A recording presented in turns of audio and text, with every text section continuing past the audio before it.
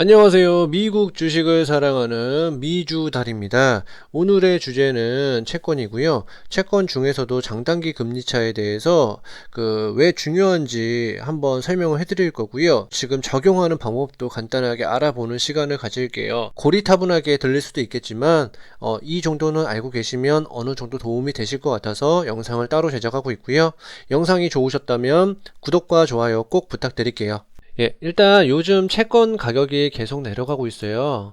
그래서 이걸 왜 내려가는지에 대해서 좀 간단하게 알아보는 시간을 가질 거고요. 그리고 채권 금리에 대해서 좀 알고 계셔야 되는데 그거를 따로 설명을 해드릴게요. 여기 보시면 채권 가격은요 보통 캐시플로우 분의 1 플러스 R의 N승이에요. 이 R이 바로 할인율이고요. 채권 가격과 금리는 반비례입니다. 이때 보시면 코로나 전에는 채권 가격이 쌌죠. 뭐 130 몇 달러 정도 했잖아요. 근데 코로나가 터지고 나서 채권 가격 얼마까지 뛰었죠? 한 170달러 이상으로 뛰었죠.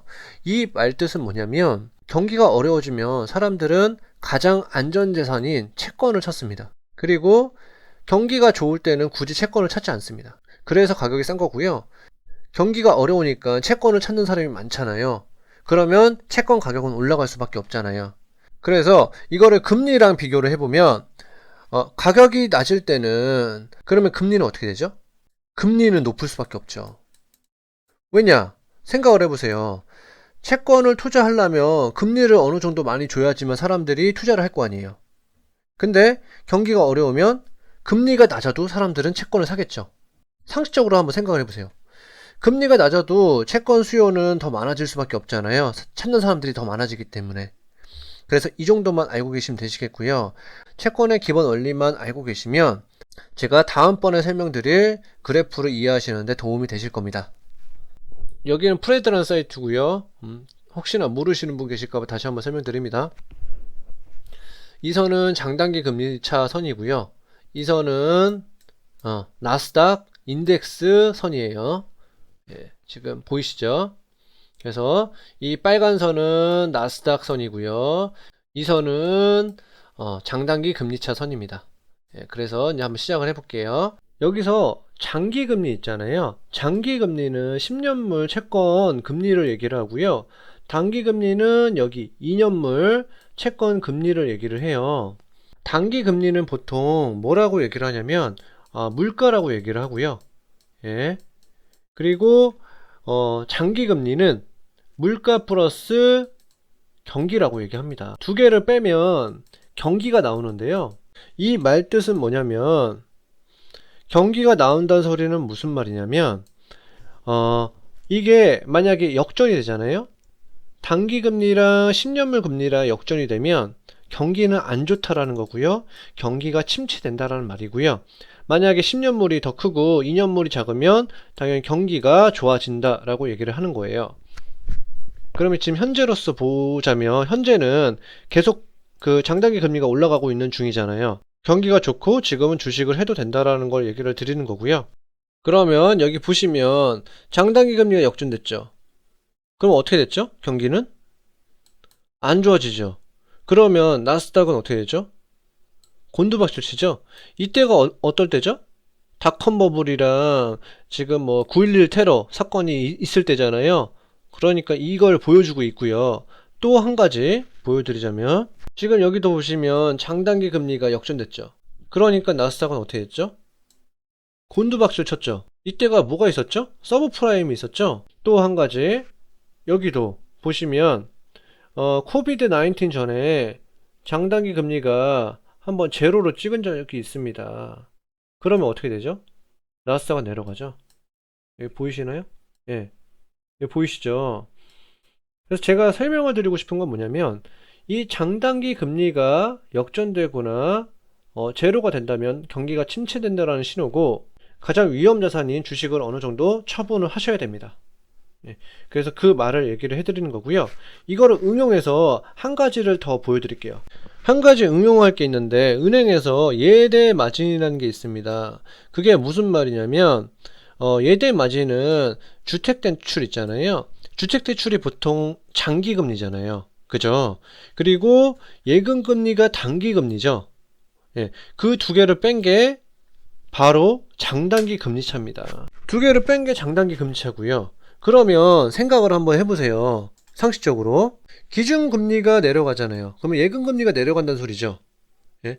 예금금리가 내려간다는 소리는 경기가 부양되죠. 가령 예를 들어서 기준금리가 내려가면 대출금리가 내려가고 자산가격도 올라가고, 그래서 경기가 부양되잖아요. 그 대신 물가는 어떻게 되죠? 물가는 올라갈 수밖에 없어요. 한번 보여드릴까요? 예전에도 제가 한번 설명드리고 있는데 다시 한번 설명을 드릴게요. 여기 10-year break even inflation이 뭐라고 했죠? 물가라고 얘기를 했어요. 그리고 이 effective federal funds rate이 뭐라고 했죠? 바로 이게 실질 금리입니다. 여기 보시면 서브프라임 때 어쩔 수 없이 돈을 풀 수밖에 없었잖아요. 그래서 금리를 내렸고 물가는 어떻게 됐죠? 물가는 올라가죠. 예, 보이시나요? 다시 한번 보여드릴게요.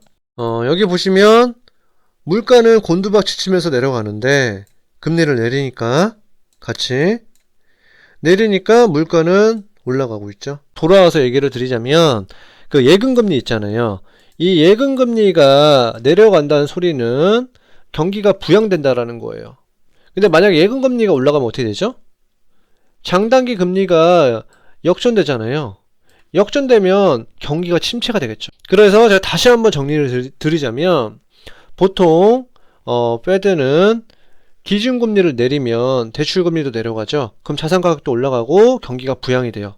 그러면 예금금리를 내릴 수밖에 없기 때문에 장단기 금리차가 커지기 때문에 경기가 좋아질 수밖에 없고요. 그리고 만약에 기준금리를 올리면 대출금리가 올라가잖아요. 자산가격도 내려가요. 그래서 장단기 금리가 역전이 되면 경기가 침체된다. 그 정도만 알고 계시면 되시겠고요. 다시 처음 화면으로 돌아오자면 채권 가격이 계속 내려가고 있죠. 이 말뜻은 뭐죠? 채권 금리가 올라간다는 뜻이죠. 그럼 채권 금리가 올라간다는 소리는, 장기 금리가 올라간다는 소리는 경기가 장단기 금리 차가 어떻게 되고 있다는 뜻이겠죠? 다시 그래프 보여드릴게요. 지금 장단기 금리 차도 계속 올라가는 중이죠. 그리고 채권도 한번 보여드릴게요. 채권 금리도 한번 보여드릴게요. 지금 채권, 10년물 채권도 계속 올라가는 중이죠. 네. 장기 금리가 계속 올라가고 있는 중이죠. 보이시나요? 그래서 금리가 올라가는 뜻이고 채권의 메리트가 점점 없어진다는 뜻이에요. 그 말뜻은 지금 시장 상황은 경기가 좋다라는 것을 의미를 하기 때문에 주식 투자는 해도 된다라는 의미를 암시하고 있고요. 이런 의미를 어느 정도는 알고 계셔야 됩니다. 그래서 지금 얘기를 드리는 거고요. 지금 계속 금리가 올라가기 때문에 채권 가격은 내려간다는 뜻이고요. 왜냐면 아까 전에 제가 서두에도 얘기했지만 채권 가격과 금리는 반비례한다고 설명을 드렸잖아요. 그래서 지금 채권 가격은 내려가는 겁니다. 오늘 제 영상이 좋았다면 구독과 좋아요 꼭 부탁드리겠고요. 그럼 다음에 만나요. 안녕.